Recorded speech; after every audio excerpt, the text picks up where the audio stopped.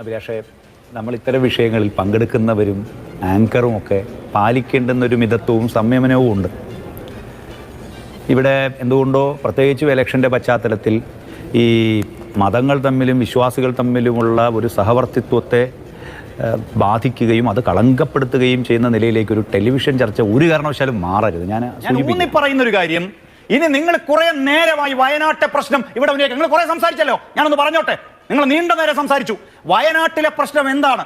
ബന്ധപ്പെട്ട രേഖകൾ വെച്ച് നാളെ നിങ്ങൾ 1 മണിക്കൂർ വെച്ചോ, ഞാൻ കാസർഗോഡ് ബ്യൂറോയിൽ നിന്ന് കയറിക്കോളാം. ഞാൻ ഇന്ന് കാസർഗോഡേക്ക് പോവുക.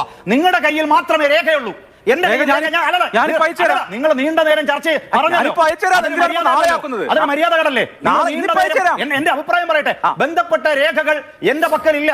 കേരളത്തിൽ എവിടെയൊക്കെയാണ് ഓരോ സംഭവം ഉണ്ടാകുന്നത് ഞാൻ ചലഞ്ച് ചെയ്യുന്നു. കാസർഗോഡ് യാത്ര ക്യാൻസൽ ചെയ്തതാണ്. ട്രെയിൻ യാത്ര ക്യാൻസൽ ചെയ്യാം. നിങ്ങൾ ആ രേഖ കൊണ്ടു അല്ല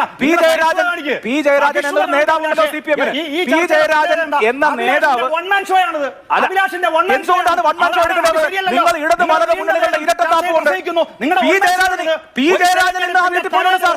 നിങ്ങൾ കൊണ്ടുവരുന്നത് നിലപാട് വളർത്താൻ ബിജെപിയുടെ കയ്യിൽ ആയുധമായി മാറുന്നു. നിങ്ങൾക്ക് എന്തും പറയാം. പി ജയരാജൻ ആരുടെ കയ്യിൽ ആയുധമാണ്? നിങ്ങളുടെ ടോൺ സുരേഷ് ഗോപിയുടേതാണ്. ടോൺ ഗോപാലകൃഷ്ണന്റേതാണ്. തുറന്ന് കാട്ടപ്പെടുമ്പോ ചെമ്പ് തെളിയുമ്പോ ഉള്ള വാദമാണ്. ചെമ്പ് തെളിയുമ്പോ ഉള്ള വാദമാണ് ഷിജു. പി ജയരാജൻ തെരഞ്ഞെടുപ്പിലെ രാഷ്ട്രീയം നിങ്ങൾ അവതരിപ്പിച്ചുകൊണ്ടിരിക്കുന്നു. അങ്ങനെയാണെങ്കിൽ പി ജയരാജൻ ആരുടെ രാഷ്ട്രീയമാണ് അവതരിപ്പിച്ചത്? പി ജയരാജൻ ഇന്നാ വീട്ടിൽ പോയല്ലോ. പി ജയരാജൻ ആരുടെ വിഷയമാണ് ഉന്നയിച്ചത്? ഷിജു അത് പറയൂ. പി ജയരാജൻ ആരുടെ നറേറ്റീവാണ് ഉന്നയിച്ചത്? പി ജയരാജൻ പോയല്ലോ ഇന്നവിടെ. നിങ്ങൾക്ക് വർഗീയവാദം തുറന്നു കാട്ടപ്പെടുമ്പോ മറ്റുള്ളവരും വർഗീയവാദികളാണെന്ന് തോന്നും. സ്വാഭാവികമാണത്. എനിക്കത് ഒരു പരാതിയില്ല ഷിജു. ഇന്ന് ഈ വിഷയത്തിൽ പി ജയരാജൻ ആ വീട്ടിൽ പോയിട്ടുണ്ട്, കാര്യങ്ങൾ മനസ്സിലാക്കിയിട്ടുണ്ട്. അതുകൊണ്ട് താങ്കൾ അറിയാത്ത വിഷയമാണെങ്കിൽ പഠിക്കണമായിരുന്നു.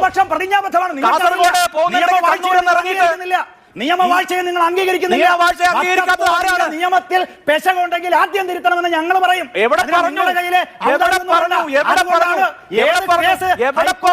സുപ്രീം കോടതിയിലായാലും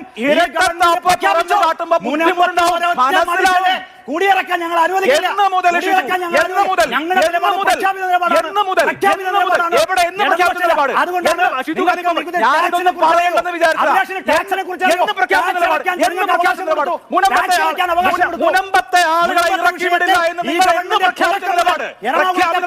ജില്ലാ സെക്രട്ടറി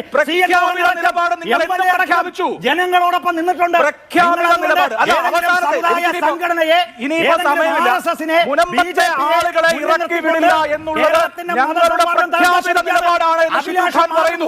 അതിന്റെ ആയുധമായി മാറിക്കൊണ്ടിരിക്കുകയാണ്.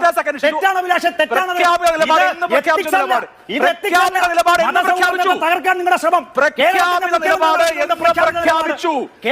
മുഖ്യമന്ത്രി പറഞ്ഞിട്ടുണ്ട്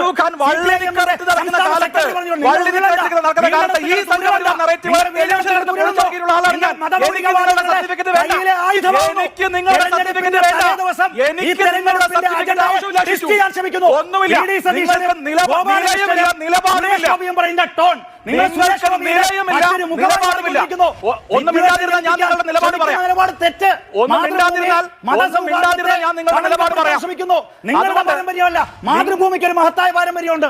ഈ തെരഞ്ഞെടുപ്പിന്റെ തലേ ദിവസം നിങ്ങൾ കേരളീയ സമൂഹത്തെ തെറ്റിദ്ധരിപ്പിക്കാൻ ശ്രമിക്കുന്നു.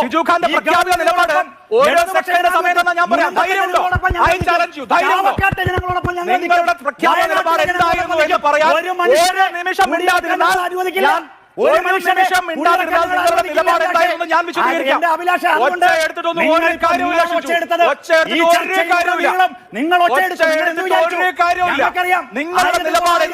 നിങ്ങളുടെ ചരിത്രം പറയാം.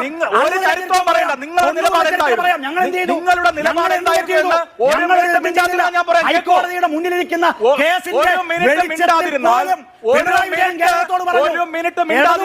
നിങ്ങളുടെ നിലപാട് നിങ്ങളുടെ നിലപാട് എന്താണെന്ന് ഞാൻ പറയുമെന്ന പേരിലല്ലേ ബഹളം വെക്കുന്നത്? പോലുള്ള ഒരു ആങ്കറുടെ ഇന്നത്തെ ദിവസം ചരിത്രത്തിൽ ഉണ്ടാകും.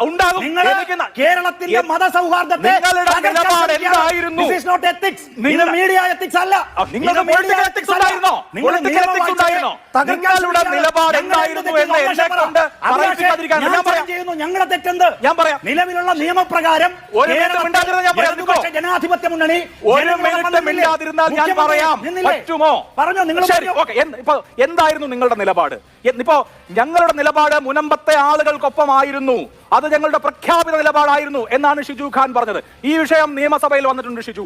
അന്ന് നിങ്ങളുടെ പ്രതിപക്ഷ കക്ഷി UDF നിയമസഭയിൽ പറഞ്ഞത് കയ്യേറ്റക്കാർക്ക് നികുതി അടയ്ക്കാൻ അവസരം കൊടുക്കരുത്, അനധികൃത കയ്യേറ്റക്കാരെ ഒഴിപ്പിക്കണം എന്നുള്ളതായിരുന്നു. അതായിരുന്നു UDF നിലപാട്. എന്തായിരുന്നു നിങ്ങളുടെ നിലപാട്? മന്ത്രി വഖഫിന്റെ ചുമതലയുള്ള മന്ത്രി V. അബ്ദുറഹ്മാൻ 12/12/2022 പറഞ്ഞതാണ് പ്രഖ്യാപിത നിലപാട്. അദ്ദേഹം പറഞ്ഞു, ഞങ്ങൾ ഇപ്പോ കരമടക്കാൻ അനുമതി കൊടുത്തിട്ടുള്ളത് താൽക്കാലികമാണ്.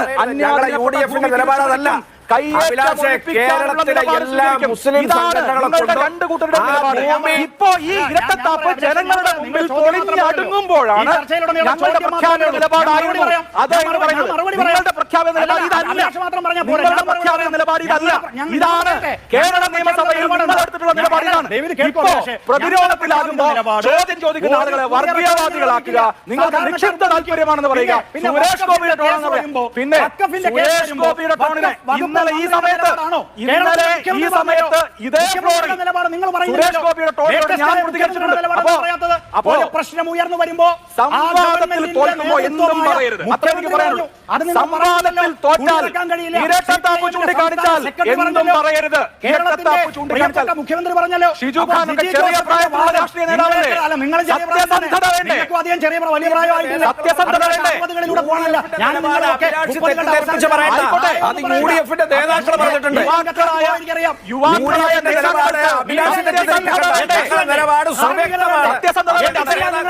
അല്ലാതെ മീഡിയ എത്തിക്സ് ഇസ് ഇമ്പോർട്ടന്റ്. നിങ്ങൾക്ക് വഖഫ് നിയമം അറിയില്ല, രജിസ്ട്രേഷൻ നിയമങ്ങൾ അറിയില്ല. ഞാനിത് പഠിച്ചിട്ടാ ആരെങ്കിലും എഴുതി തരുന്നല്ലേ നിങ്ങൾ വായിക്കുന്നത്? അതുകൊണ്ടാണ് നിങ്ങൾ ഫറൂഖ് കോളേജിന്റെ കേസ് നിങ്ങൾക്ക് പറയാൻ അറിയാത്തത്. വഖഫ് നിയമം നിങ്ങൾ ഉദ്ധരിക്കാത്തത്. അതുകൊണ്ടാണ് ഹൈക്കോടതിയിലെ കേസ് നിങ്ങൾ ഉദ്ധരിക്കാത്തത്. എഴുന്നള്ളിക്കുന്ന വാദം വയനാട്ടിൽ നോട്ടീസ് അയച്ചിരിക്കുന്നു. വെക്കാം.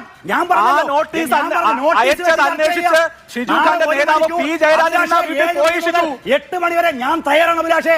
8 മണിവരെ ഞാൻ ചർച്ച തയ്യാറാണ്. ഇന്ന് 8:50 എന്റെ ട്രെയിൻ പോയാലും കുഴപ്പമില്ല.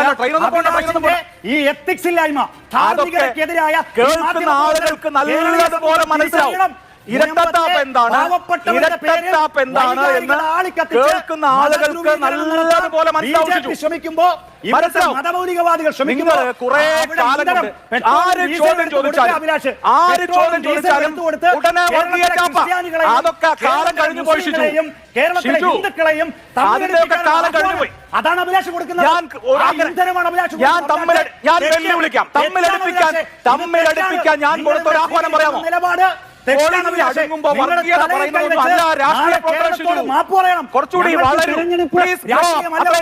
ഞങ്ങൾക്ക് തെരഞ്ഞെടുപ്പ് രാഷ്ട്രീയമല്ല.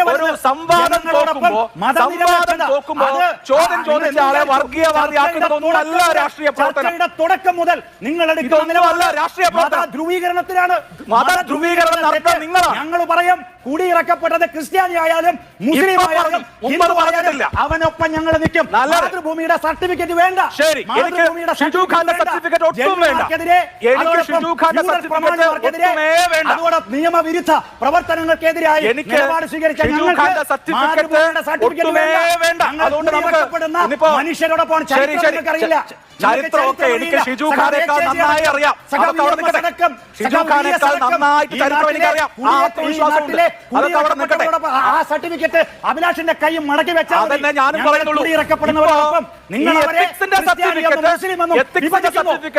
ഷിജു ഖാനും മടക്കി കയ്യിൽ വെച്ചാൽ മതി. നിങ്ങൾക്കറിയില്ല. ആ എത്തിക്സിന്റെ സർട്ടിഫിക്കറ്റ് മടക്കി കയ്യിൽ വെച്ചാൽ മതി എന്നുള്ളത് നിങ്ങൾ എവിടെന്നാണ് ജേർണലിസം? ഞാൻ എവിടെന്നാ ജേർണലിസം പഠിച്ചത്? ഷിജു ഖാൻ നന്നായിട്ട് അറിയാം. എത്തിക്സിന്റെ ക്ലാസ് കയറിയിട്ടില്ല.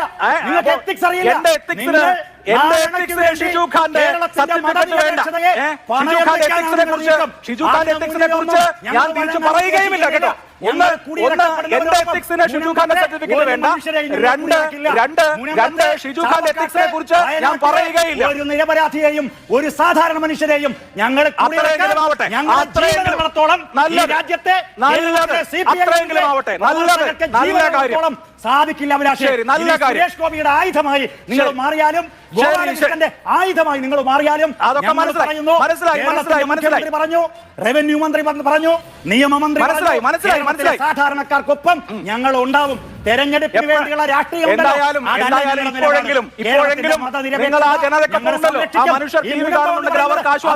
പോയതിനേക്കാൾ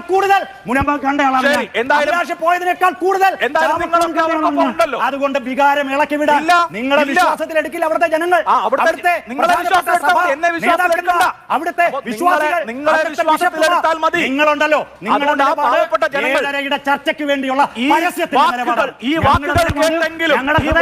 കേട്ടെങ്കിലും ആ പാവപ്പെട്ട മനുഷ്യർക്ക് ആശ്വാസമാവട്ടെ. റഫർ ചെയ്തോ ഈ ചർച്ചയിൽ? മറച്ചു വെച്ചു. ഈ ചർച്ച കേട്ടെങ്കിലും കേരളീയ സമൂഹത്തിന് അറിയാം, കേരളത്തിലെ ആളുകൾക്ക്, മുനമ്പത്തെ ആളുകൾക്ക്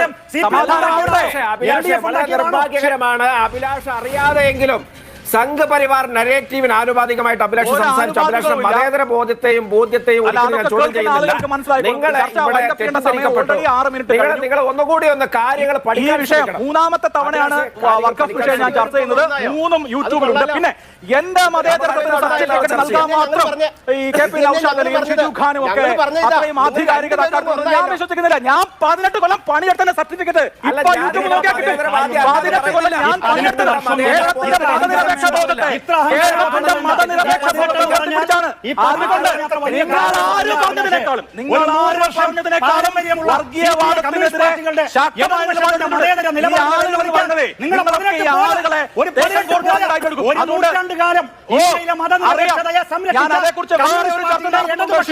മതേതരത്വത്തെ വെല്ലുവിളിക്കാൻ നിങ്ങളുടെ 18 വർഷം മതേതരത്വത്തെ ഞാൻ വെല്ലുവിളിച്ചിട്ടില്ല.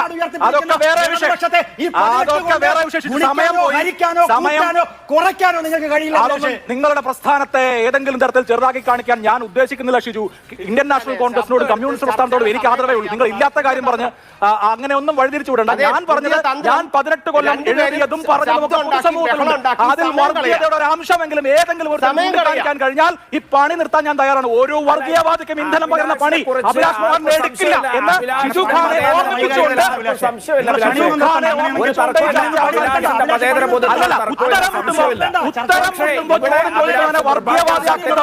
തരംതാണ നിലപാടാണ്. ഒരു CPM പ്രതിനിധിയൊന്നും അങ്ങനത്തെ നിലപാട് എടുക്കാൻ പാടില്ല. അത്രേ ഉള്ളൂ. ചോദ്യം ചോദിച്ചാൽ തരംതാണ് ഏർപ്പാടായത്.